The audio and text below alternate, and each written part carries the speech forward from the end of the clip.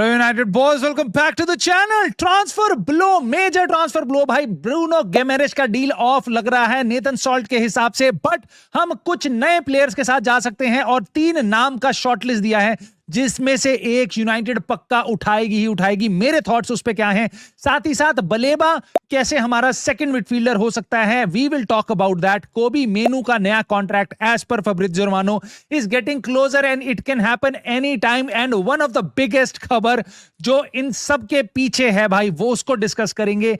नए स्टेडियम के प्लान से रिलेटेड हमारे सीईओ ने काफी कुछ बोला है, बात करेंगे उसके बारे में, कैसे किस तरीके से यूनाइटेड को इंपैक्ट कर रहा है और क्या चीजें वहां चेंज हुई हैं, मैं आपको बताऊंगा। आई होप आपको वीडियो पसंद आएगी तो प्लीज लाइक, सब्सक्राइब और हाइप, इन 3 चीजों से तो आप सपोर्ट कर सकते हो। साथ ही साथ कमेंट करके, अपना दिल बना के, थम्स कुछ भी करके, अपने थॉट्स दे बता के वीडियो को और व्यूअर्स की तरफ पहुंचा सकते हो। सो प्लीज इनको करना मत भूलना, क्योंकि यहां पे यूनाइटेड कुछ भूल गई है करना।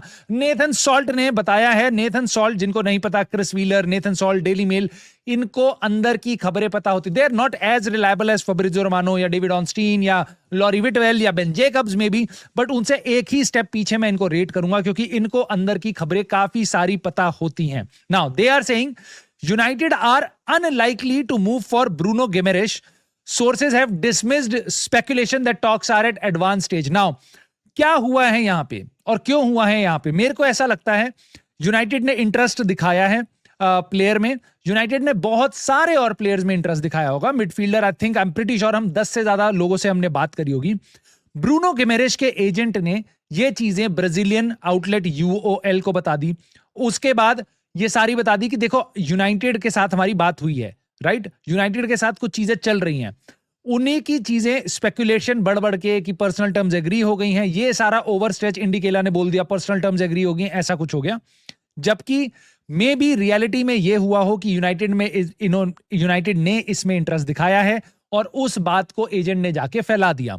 नाउ उसके कारण क्या हुआ होगा, प्लेयर में और इंटरेस्ट आया होगा और क्लब्स, मान लो कोई और क्लब इसको देख रहा है तो दे वुड बी लाइक कि चलो यार यूनाइटेड के साथ बात हो रही है, जल्दी जल्दी इस डील को खत्म करने की कोशिश करते हैं। सो अपने प्लेयर में इंटरेस्ट जगाने के लिए ये किया जा सकता है। सांड्रो टोनाली के कंपटीशन में अपने प्लेयर को खड़ा करने के लिए इंटरेस्ट दिखाया जा सकता है एजेंट के द्वारा।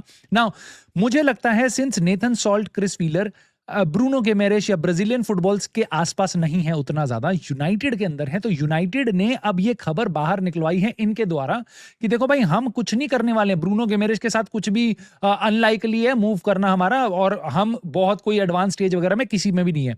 सो यूनाइटेड ने बात बोली है। 2 चीजें हो सकती है, यूनाइटेड ने ये इसलिए बोली हो ताकि न्यूकासल बहुत कॉन्फिडेंट ना हो जाए, देखो यूनाइटेड के साथ सारी चीजें तय हो गई हैं, एंड देन उनको ये ना लगे कि they can bully United into a deal. या फिर ये भी हो सकता है कि यूनाइटेड के लिए बस एक नॉर्मल इंटरेस्ट हो और यूनाइटेड ये स्पेकुलेशन खत्म करना चाहती है कि देखो हमारे को इस प्लेयर के साथ लिंक मत करो। ये I am telling you this कि भाई नेथन सॉल्ट, क्रिस व्हीलर, मेरी समझ से इनकी खबर आ रही है क्लब की तरफ से, और जो पहले हमने खबर सुनी थी यूओएल ब्राजीलियन आउटलेट की, उनकी खबर आ रही थी प्लेयर और एजेंट की तरफ से। सो इस टाइम पे ये सीन है, ये बताया जा रहा है हम ब्रूनो गिमेरेश के लिए नहीं जा रहे हैं। It is unlikely that we'll go for him. It is not a dead deal, it is not a done deal, but it is looking unlikely. But more importantly अब आपके मन में एक सवाल आएगा, भाई ये नहीं तो क्या, ये नहीं तो क्या के लिए भी नेथन सॉल्ट ने आपको 3 नाम दिए हैं। क्रिस व्हीलर ने, नेथन सॉल्ट ने आपको 3 नाम दिए। उन्होंने बोला है कि यूनाइटेड ने एक शॉर्ट लिस्ट बना ली है मिडफील्डर्स की जो रिप्लेस करेंगे कैज़मीरो को। 3 नाम हैं, इसमें से तीनों के तीनों प्रीमियर लीग प्लेयर हैं, और अब ये मैं 10 महीने से सुन रहा हूं 3 नाम। अच्छी बात यह है उस नाम में बलेबा नहीं है, क्योंकि यहां पे थोड़ा सा चेंज है। एलियट एंडरसन, वॉटन, बलेबा, ये हम 10 महीने से सुन रहे हैं। अब क्या है, एलियट एंडरसन, वॉटन और आपका सांड्रो टोनाली। पहली चीज, सांड्रो टोनाली की डील करना कितना आसान है कितना मुश्किल है ये आप जानते हो। न्यूकासल नाक रगड़वा देगी यूनाइटेड के लिए। क्या यूनाइटेड में इतना कूदा है, क्या इतना पैसा है कि हम जाके अपने आप ये प्लेयर लेके आ सकते हैं? That is a big question, big question. आप अपनी शॉर्टलिस्ट में नाम डाल सकते हो, किलियन एम्बापे, क्वार्ट्ज़केलिया, सारे नाम डाल सकते हो। वो प्लेयर आएंगे और वो डील करने में आप में इतना दम है कि आप वो डील कर सकते हो? I am not sure, but I can understand United Tonali को देख रही है। मोर इंपॉर्टेंटली बहुत सारे और क्लब्स भी देख रहे हैं उसको, सिटी भी देख रही है, आर्सेनल के लिंक्स भी आ रहे हैं। सो टोनाली में इंटरेस्ट सारे प्रीमियम आउटलेट्स का है, प्रीमियम क्लब्स का है, राइट? सो क्या यूनाइटेड इस प्लेयर के लिए जाएगी? आई एम नॉट श्योर। दूसरी चीज, नाम है यहां पे एडम वॉटन, एंड ये नाम मेरे को बिल्कुल अच्छा नहीं लग रहा, नॉट बिकॉज प्लेयर बेकार है।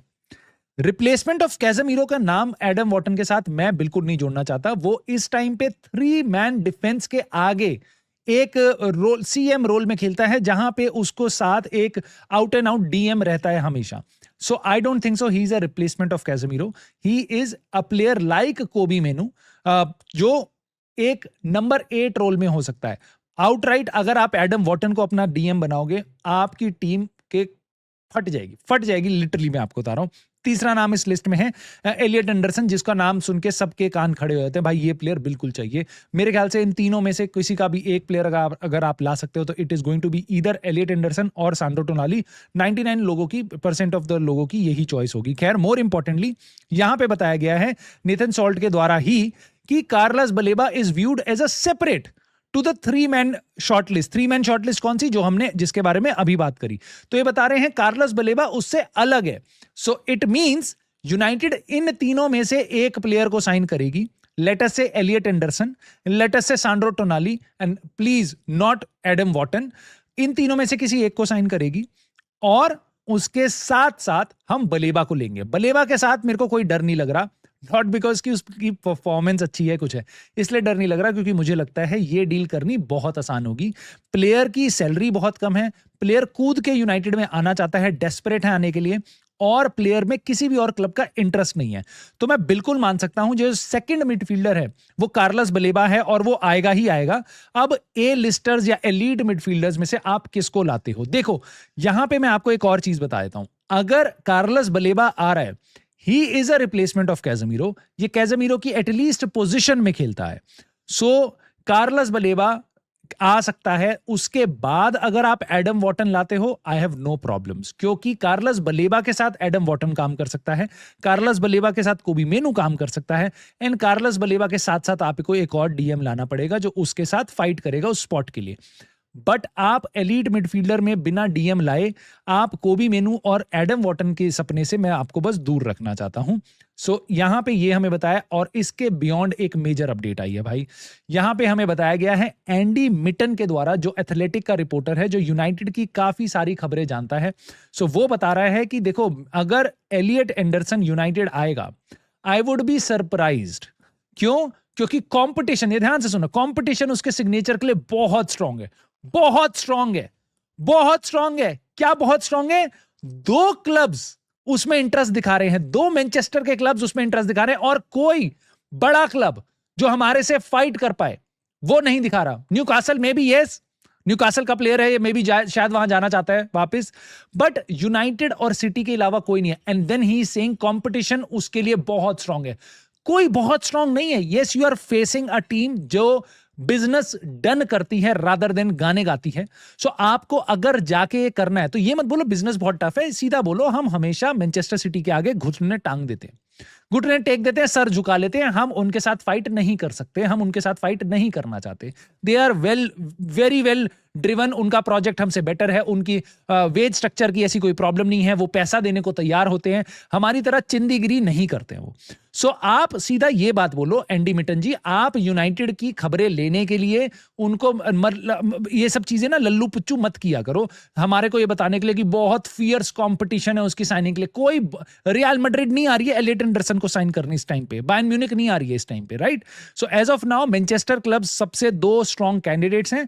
अगर वो एक क्लब के साथ भिड़ना स्ट्रॉन्ग कंपटीशन है, आई डोंट नो आपकी स्ट्रॉन्ग कंपटीशन की डेफिनेशन क्या है, क्योंकि मैंने ऐसे ऐसे प्लेयर्स देखे हैं जहां स्ट्रॉन्ग कंपटीशन होता है, जहां 3-3, 4-4 क्लब भिड़ जाते हैं एक प्लेयर को साइन करने के लिए। खैर, उसके बियॉन्ड यूनाइटेड कर क्या रही है? यूनाइटेड एक खबर को बार बार बताई जा रही है, हमारे को अब फब्रिज़ो रोमानो आके बता रहा है कि it is getting closure, new deal for कोबी मेनू इज गेटिंग क्लोजर। 2031 तक होगी वो डील, जिसको सुन के आई एम प्रीटी श्योर आपको बहुत अच्छा लग रहा होगा। आई डोंट नो, मेरे को तो ऐसा कोई बहुत एक्साइटिंग खबर नहीं लग रही, बट यस, हम सब जानते थे, हम सब चाहते थे कोबी मेनू को एक नया कॉन्ट्रैक्ट मिल जाए। उसकी वेजेस बहुत कम थी मेरे भाई, 20,000 पाउंड पर वीक की वेजेस पे वो रह रहा था, और दूर दूर तक, मतलब गर्नाचो तक की 50,000 थी। सोचो कोबी मेनू कितने टाइम से इतनी सस्ती सैलरी पे रह रहा है। सो यूनाइटेड को उसको नया कॉन्ट्रैक्ट देना था, अच्छी बात है, उसको 5 साल का हमने कॉन्ट्रैक्ट दिया है, वो यहां रहेगा। हमने अपना एसेट प्रोटेक्ट कर लिया। सो अब कोबी मेनू हमारे को बुली नहीं कर सकता कि भाई मैं जा रहा हूं किसी और क्लब, मैं जा रहा हूं नेपोली। हमारे पास कॉन्ट्रैक्ट है तो हम क्लब एक बेटर पोजीशन में है। नाउ ये देखना अभी बाकी है, ये चीज अभी तक सामने नहीं आई है और मेरा स्पेकुलेशन ये है कि एथलेटिक ये खबर निकालेगा कुछ टाइम बाद कि कोबी मेनू की सैलरी कितनी है, क्योंकि बहुत से लोगों का उस पर ध्यान होगा, क्योंकि कोबी मेनू के बारे में ऐसे रूमर्स बनाए गए थे कि उसकी एक्सपेक्टेशन है 1.5 लाख 1,80,000 पाउंड पर वीक की, जहां से वो इस टाइम पे 20,000 पाउंड कमा रहा है। ऑफ कोर्स उसके बाद उसको टीम से बाहर किया गया था, उसके बाद उसको वापस टीम में इंटीग्रेट किया गया है, अब नया कॉन्ट्रैक्ट आ रहा है, तो ये देखने वाली बात होगी कितनी सैलरी है। बहुत से लोग यही बोलते हैं कि उसकी salary maybe he deserves a raise, maybe उसकी सैलरी इतनी कम थी, उसको मेजर रेज चाहिए, but it should not be like 1 lakh 1,20,000 से ज्यादा, क्योंकि इस टाइम पे हमने देखे हैं हिंट्स ऐसे कि ये प्लेयर थोड़ा ईगो और थोड़ा सा एक फ्लैम्बॉयंट स्टाइल में जा सकता है, अपने आप को विक्टिम समझ के सोशल मीडिया पे चीजें ला सकता है।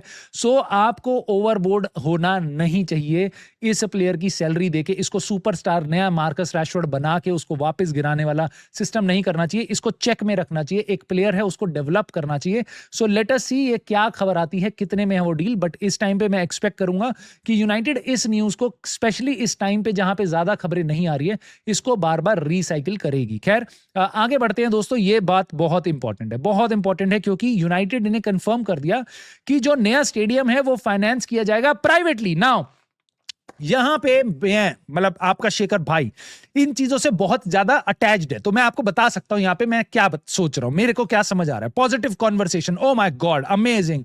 बोली किसने है? बोली इन आंटी ने है। आंटी का नाम है कोलेट रॉच।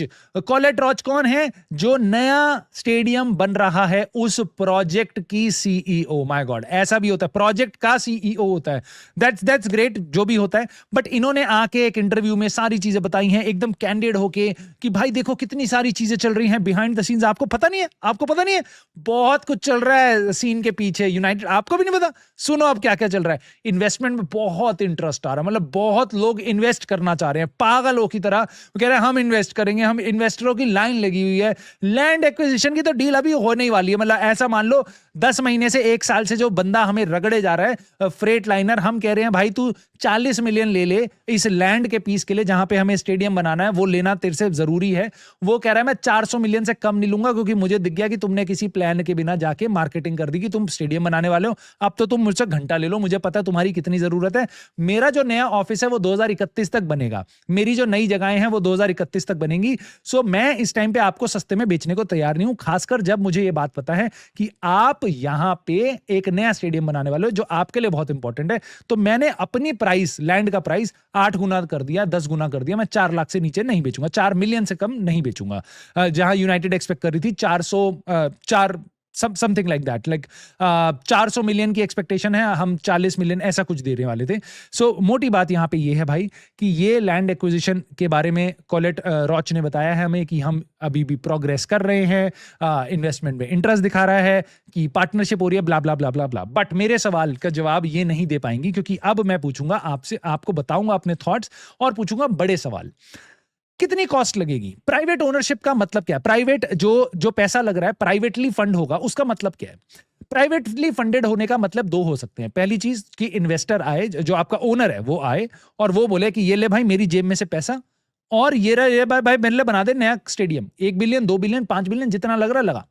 ठीक है, ऐसे बहुत से लोग कर भी देते हैं। अभी ईपीएल में ही काफी सारे लोगों ने किया है, एवर्टन ने भी काफी सारा इन चीजों से रिलेटेड किया है अपने नए स्टेडियम में। ओनर्स ने काफी पैसा लगाया है। नॉटिंघम फॉरेस्ट का ओनर ऐसी चीजें करने को तैयार होता है, अपने क्लब में पैसा ठूसने को तैयार होता है। बाकी सारे और बहुत सारे क्लब्स हैं जो बड़े बड़े हैं, जिनको आप जानते हो ना। उसके बियॉन्ड एक तरीका हो गया कि ओनर ने प्राइवेटली फंड कर दिया। दूसरा हो गया आप लाते हो इन्वेस्टर, एचडीएफसी बैंक, मैं इंडियन कॉन्टेक्स्ट में बता रहा हूं, एचडीएफसी बैंक को ले आए या अदानी जी को ले आए या किसी और को ले आए, उनको बोला भाई साहब आप पैसा दे दो जरा, आप इसको फंड कर दो, आपका नाम या तो हम ऊपर चढ़ा देंगे या कुछ कर देंगे। मोटी बात यह है कि आपको पैसा हम इंटरेस्ट के साथ देंगे या फिर आपका कोई स्टेक होगा हमारी जगह पे। अब ये जो पैसा है वो कितना पैसा लगेगा? स्पेक्युलेशन है कि 2 बिलियन पाउंड, तक का खर्चा आ सकता है इस स्टेडियम को बिल्ड करने में। नाउ सबसे बड़ी चीज ये है कि 2 बिलियन जो प्राइवेटली फंडेड है, जो कोई पैसा आपको देगा, चाहे वो एचडीएफसी हो चाहे अदानी जैसा कोई प्राइवेट इन्वेस्टर हो, सो आपको वो इंटरेस्ट पे देगा। उसका इंटरेस्ट कौन देगा? उसका इंटरेस्ट ऑफ कोर्स क्लब पैसे कमा कमा के प्लेयरों को बेच बेच के देगा। इस टाइम पे क्लब पे ऑलरेडी डेट है 1.3 बिलियन पाउंड्स का। 2 बिलियन पाउंड का आपने और डेट डाल दिया, यानी कि कर्जा डाल दिया। उसका पैसा कौन देगा? ये स्टेडियम जिस दिन से किक ऑफ करेगा, जिस दिन से बनना स्टार्ट करेगा, उस दिन से खर्चा स्टार्ट हो जाएगा, उस दिन से उसकी डेट की पेमेंट स्टार्ट हो जाएगी, मे बी 100 मिलियन की, 200 मिलियन की, धीरे धीरे धीरे। और 10 साल बाद जब ये स्टेडियम बनेगा तो उसके बाद आप उसका फायदा उठाओगे। और फायदा आपको बहुत मैसिव नहीं मिलेगा कि वाह 2 साल में हमने कर्जा उतार दिया, ऐसा कुछ नहीं होगा। हमारे को 25-30 साल लग सकते हैं इसका कर्जा उतारने के लिए, क्योंकि अभी भी हमारे पे भाई 75,000 का स्टेडियम है। हम 1 लाख का करके कोई बहुत बड़ी चीज नहीं कर लेंगे। यस, उससे पैसा जनरेट होगा, बट 10 साल बाद सो यूनाइटेड क्या इस हालत में है कि इतना बड़ा 3.5 बिलियन पाउंड का कर्जा अपने ऊपर लाद सके और उसके बाद उतार सके उसको किश्तें दे दे के। और सबसे बड़ी बात, क्या आज ये जो बोल रहे हैं 10 साल में हो जाएगा, इन्होंने बात ये भी बोली है अपनी स्टेटमेंट में, हमारी एक्सपेक्टेशन ये है 2035 का जो वुमेन का वर्ल्ड कप है वो हमारे स्टेडियम में उसका फाइनल खेला जाए। ये ही लोग हैं जो 1 साल पहले बोल रहे थे 2031 में हम इस स्टेडियम को बना देंगे, रूबेन एमरिम को उसमें चढ़ा देंगे। सारे प्लान एक साल के अंदर अंदर इनकी बातों में 4 साल का डिफरेंस आ गया प्रोजेक्ट डिलेड के कारण। ठीक है, तुम्हें क्या लगता है जब ये किक ऑफ करेगा प्रोजेक्ट, मान लो कल भी स्टार्ट हो जाता है, जो हो नहीं सकता, तो तुम्हें लगता है 2035 तक कंप्लीट हो जाएगा? बीच में भाई तो कितने बुढ़े इसमें इन्वॉल्व है जो लुढ़क जाएंगे, उनके कारण डिले होंगे। उसके अलावा भाई तुम मेरे को एक बात बता दो, आज चल रही है ईरान के साथ वॉर, पूरी की पूरी वर्ल्ड की सप्लाई चेन हिल गई है। क्या गारंटी अगले 10 सालों में कोई नहीं होगी? क्या गारंटी है स्टील की और जितनी भी चीजें इसमें लगी होती हैं उन सब की एकदम स्मूथ चीजें रहेंगी, वो बीच में बॉटल नेक नहीं बनेगा? क्या गारंटी है उसके बाद भी आपकी जो कॉस्ट है वो 2 बिलियन तक ही रहेगी जो आप आज एंटिसिपेट कर रहे हो? आपको इतने सरप्राइजेस ऑलरेडी मिल चुके हैं पहले 1 साल में इस प्लान के। मैं आपको बता रहा हूं, कोई भी कंस्ट्रक्शन का प्रोजेक्ट होता है वो 2 बिलियन से अगर स्टार्ट होता है तो वो 4 बिलियन पे जाके एंड करता है, 3 बिलियन पे जाके एंड करता है, because over a period of time चीजों की महंगाई ज्यादा बढ़ती जाती है, रेट ऑफ इंटरेस्ट चीजें बढ़ते जाते हैं जब आप उन लोन्स को रिन्यू कराओगे। So overall this is a sham, this is a bloody mess जो यूनाइटेड जिसमें पढ़ना चाहती है। सर जिम रैटक्लिफ जाने से पहले, कहां जाने से पहले तुमको पता है, वहां जाने से पहले यूनाइटेड का एकदम भट्टा धार करके जाना चाहते हैं। मेरे थॉट्स तो भाई स्टेडियम को लेके ये हैं, बट मैं तुम्हारे जानना चाहूंगा। साथ ही साथ ब्रूनो गिमेरेश, एलियट एंडरसन, बलेबा और एडम वॉटन पे भी कोबी मेनू के नए कॉन्ट्रैक्ट पे। सो प्लीज अपना लाइक, सब्सक्राइब और हाइप मारने के बाद कमेंट करके अपने थॉट जरूर बताना। And I will see you soon in the very next video.